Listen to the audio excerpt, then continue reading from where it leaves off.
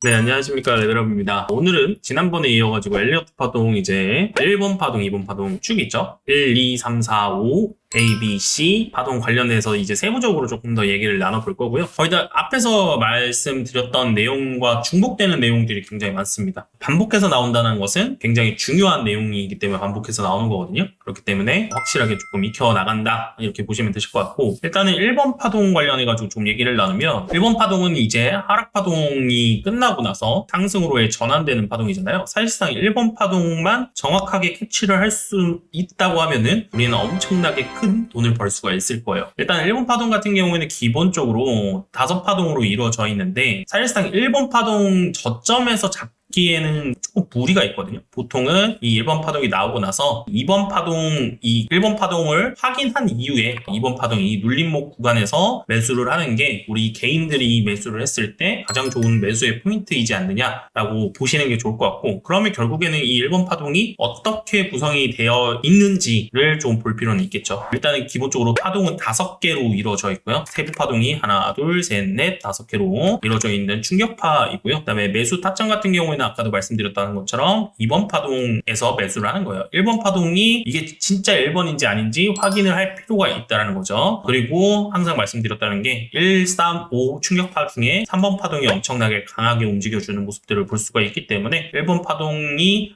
이거 1번 파동이구나, 2번 파동 나오는 모습을 보고 2번 파동에서 매수를 하면 굉장히 좋은 매수 시그널이 되겠구나 를 판단하시면 될 것 같고요. 그 다음에 이거 1번 파동 같은 경우에는 보조지표를 조금 확인하실 필요는 있습니다. 보조지표를 확인해가지고 RSI나 스토캐틱 같은 경우에 이제 이런 것들을 봤을 때 다이버전시가 조금 발생을 하면, 이 1번 파동을 만들 때 다이버전시가 발생을 했다 그러면 여기가 단기적인 저점 구간이 될 수 있고 파동이 돌아가는 구간이구나 를 판단하시면 되실 것 같습니다. 보조지표 같은 경우에는 사실상 뭐 엄청나게 믿음을 가지셔라 이렇게 말씀드리긴 좀 어렵지만, 이 엘리어트 파동의 움직임을 확인하고 그 다음에 추가적으로 이게 들어가면 확률이 조금 더 높더라 정도만 확인해 주시면 되실 것 같습니다. 그렇기 때문에 5개의 파동이 나오고 있다. 그게 1번 파동이고, 이 1번 파동에서 또 연계해서 나오는 게 뭐냐면, 이 2번 파동이 내려왔을 때 1번 파동의 저점을 이탈하면 안 된다. 이걸 항상 생각을 하셔야 됩니다. 때문에 지금 1번 파동에 관련해서 얘기를 나눴고, 자, 2번 파동 같은 경우에는 지금 보시면 2번 파동은 1번 파동 밑으로 빠져서는 안 된다. 절대 불가침 에 줘야죠. 이게 빠지게 되면 이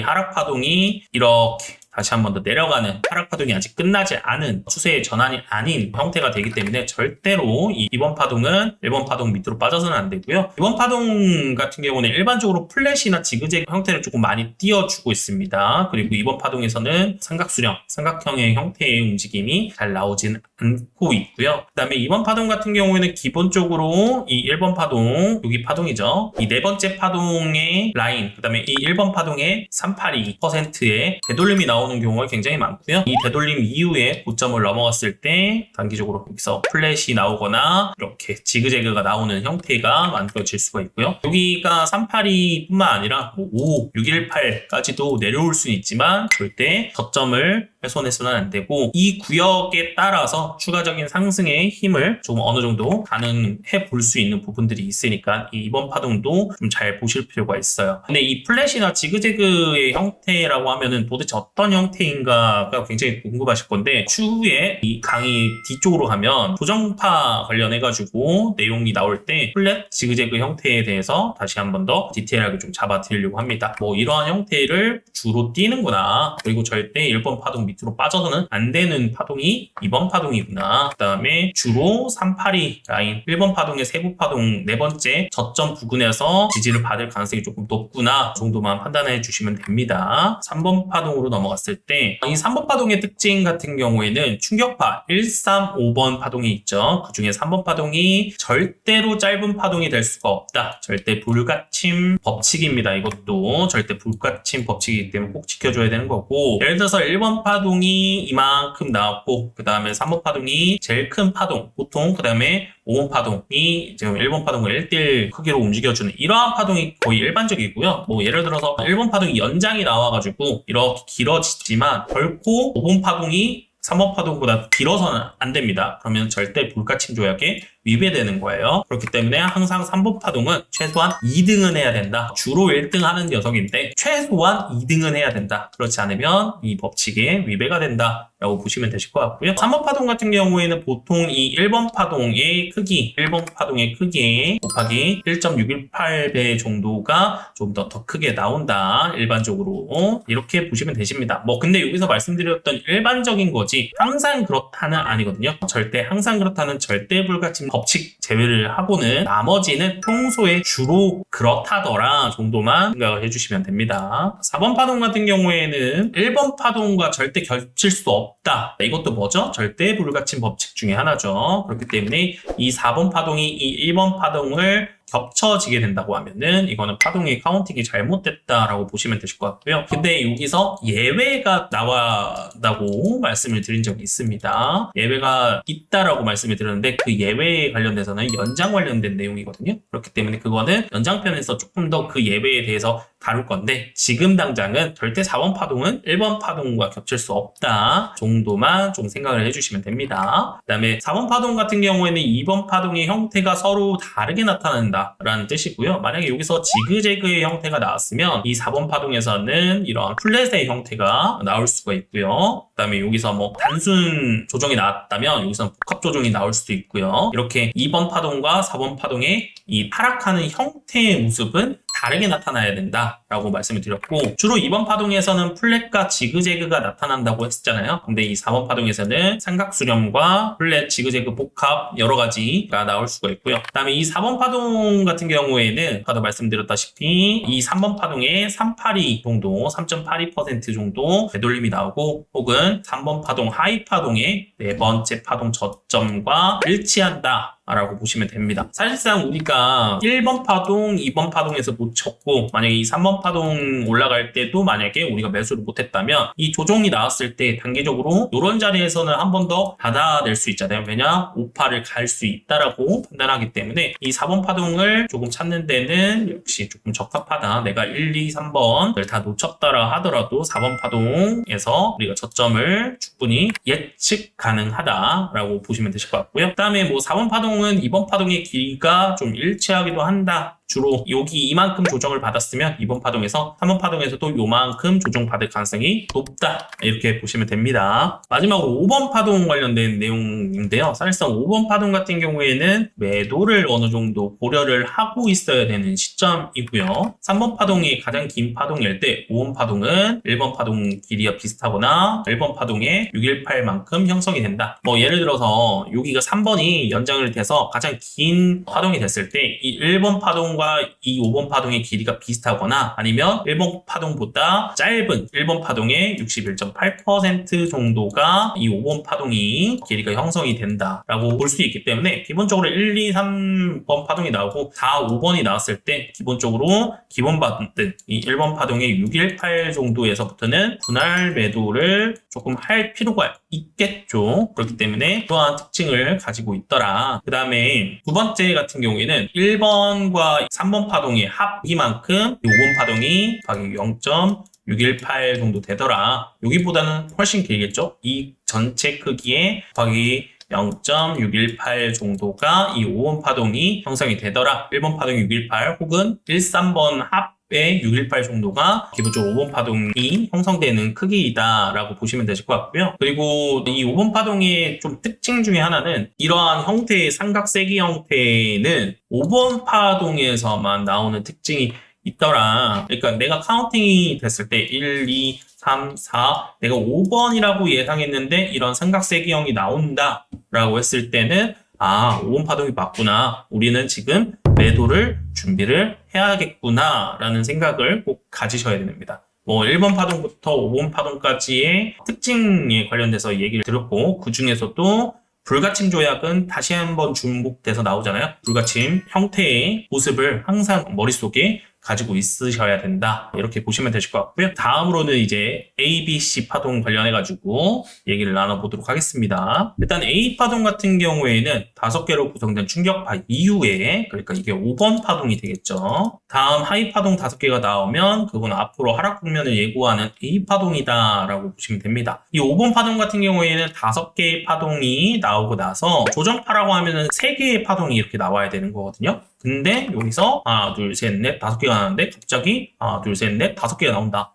아, 그러면 이건 5번 파동이었고 이거는 A 파동이구나. 그렇기 때문에 정리를 해야 되는 국면에 있구나를 판단해야 되는 자리가 왔다라는 거죠. 근데 이게 A파동이 조금 헷갈리는 게 뭐냐면 A파동은 플랫이나 불규칙 조정으로 하이파동이 3개가 나오는 경우가 있다. 그러니까 이게 충격파임에도 불구하고 이 하이파동이 하나, 둘, 3개로 나오는 경우가 있기 때문에 굉장히 헷갈리는 부분들이 발생을 하는 거예요. 예를 들어서 이 카운팅을 잘못했을 때는 이런 우를 범할 수 있다는 거죠. 그렇기 때문에 이러한 경우에 또 확인하는 방법이 있습니다. A파동을 확인하는 방법은 이런 큰 상승이 나왔으면 큰 상승은 하나, 둘, 셋, 넷, 5개로 이루어지죠. 근데 이 5개를 또 하나 더 낮은 단계의 하이파동으로 봤을 때 이 합이 21개로 구성이 되어 있는지 확인을 해봐라.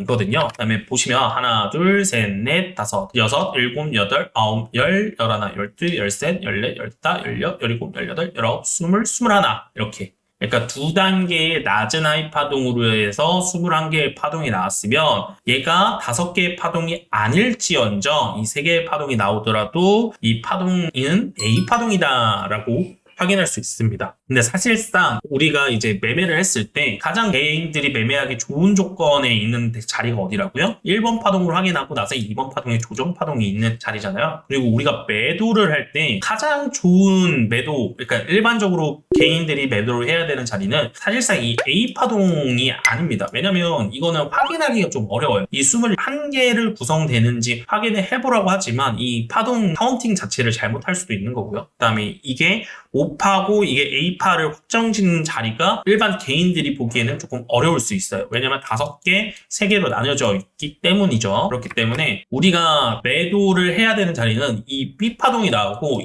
B파동의 저점을 이탈시켜 놓는, 어떻게 보면 헤드앤숄더가 만들어지는 렉라인을 이탈시켰을 때가 매도를 할 수 있는 가장 최적의 자리라고 보는 거거든요. 그렇기 때문에 이 A파동을 우리가 미리 알고 매도를 했으면 가장 좋겠지만 그렇지 못했다고 하면은 이거는 5개로도 나올 수 있고 3개로도 나올 수 있다. 3개가 나왔을 때는 이 앞전의 상승파동이 21개로 구성되어 있는지 확인해 볼 필요가 있다. 이 정도만 알고 계시면 돼요. 사실 이게 A파동이고, 이제 B파동 갔을 때 사실상 엘리어트 파동을 공부했을 때 가장 조금 애매한 게 조정파동 관련해가지고 예외가 너무 많거든요. 그래서 우리가 어려운 거예요. 이게 맞나? 아닌가? 이렇게 좀 아리까리한데, 이 B파동에서 이제 이렇게 내려왔을 때 파동을 구분하는 여러 가지 조정의 모양들이 있는데 그것들을 좀 살펴보면 지그재그의 형태의 모양은 A파동이 5개로 구성이 됩니다. 둘, 셋, 넷, 5개로 구성되고, 그 다음에 이 A파동이 618 라인 정도까지 반등을 줬다가 다시 5개로 빠지는 이러한 형태를 지그재그라고 하는 거고요. 그 다음에 3개, 3개, 3개 같은 파동의 구분이 A파동이 3개로 떨어졌을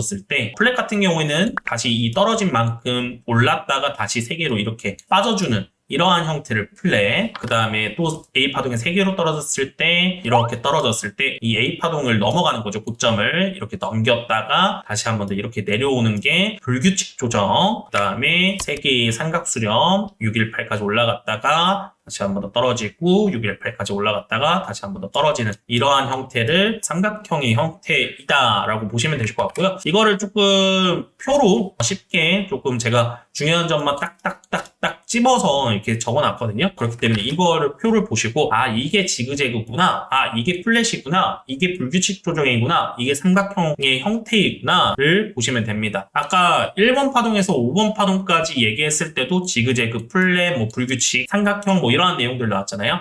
이런 거구나 라고 보시면 되실 것 같고요. 그 모양과 형태를 조금 제가 이렇게 한눈에 좀 볼 수 있게끔 만들어 드린 거고, 지그재그 같은 경우에는 여기가 5개로 시작되고 618만큼 올라갔다가 5개로 빠지는 이러한 형태를 지그재그 형태라고 합니다. 플랫 같은 경우에는 3개로 떨어지고요. 다시 한 번 더 이렇게 올라갔다가 618이나 이 100%다 올라갔다가 다시 한 번 더 3개로 떨어지는 이러한 형태. 그러니까 이 저점, 이 3개로 떨어졌던 이 저점을 훼손하지 않고 이 부분에서 다시 한 번 더 파동이 마무리되는 이러한 형태를 플랫이라고 하고요. 불규칙 조정의 특징 같은 경우에는 이 A파동 3개로 떨어졌다가 이 A파동을 다시 한 번 더 고점을 갱신해주고 나서 이렇게 5개로 떨어지는 이러한 형태가 불규칙 조정이라고 보시면 되실 것 같고요. 삼각형 같은 경우에는 3개로 떨어지고 이런 식으로 3개로 계속 3개로 마무리가 되는 형태, 그러면서 고점이 점점 낮아지는 이러한 형태를 삼각형이라고 보시면 됩니다. 이런 것들만 조금 잘 우리는 눈에 익힐 필요가 있고, 이런 것들을 보고 우리가 차트를 보면 아, 이게 지그재그구나. 2번이 이렇게 상승 파동에서 2번 파동이 지그재그가 나왔으면 여기는 플랫이나 삼각형의 형태가 나올 가능성이 굉장히 높겠구나, 이렇게 판단을 하시면 됩니다. 그 다음에 C파동 관련해 가지고는 C파동 같은 경우에는 예외로 C파동이 5개로 구성이 됩니다. A파동은 3개일 수도 있고 5개일 수도 있잖아요. 하지만 C파동은 예외 없습니다. 5개로 구성이 되는 거고, C파동은 A파동보다 통상적으로 더 길게 나타납니다. 3번 파동이 가장 강한 파동이라고 하면은 이 C파동이 눌림목 고정파에서는 가장 강한 파동이다, 이렇게 보시면 될 것 같고요. 그 다음 5번 파동이 머리로 한, 이게 5번이죠. 5번 파동이 머리로 한 이렇게 된 숄더의 형태가 나오기 때문에 여기가 우리 개인들이 매도를 해야 되는 마지노선이다 라는 점을 꼭 생각을 해 주셨으면 좋겠습니다. 하지만 이 C파동 같은 경우에는 C파동 이게 뭐가 나오죠? 1번 파동이 나오잖아요. 그렇기 때문에 C파동에서는 나왔을 때 손절을 해야겠다는 A, B, 그 다음에 E, A파동의 저점을 훼손했을 때 C파동까지가 손절을 고려해야 될 타이밍이고, 그 이후부터는 이 1번 파동이 이어지는 이 C파동을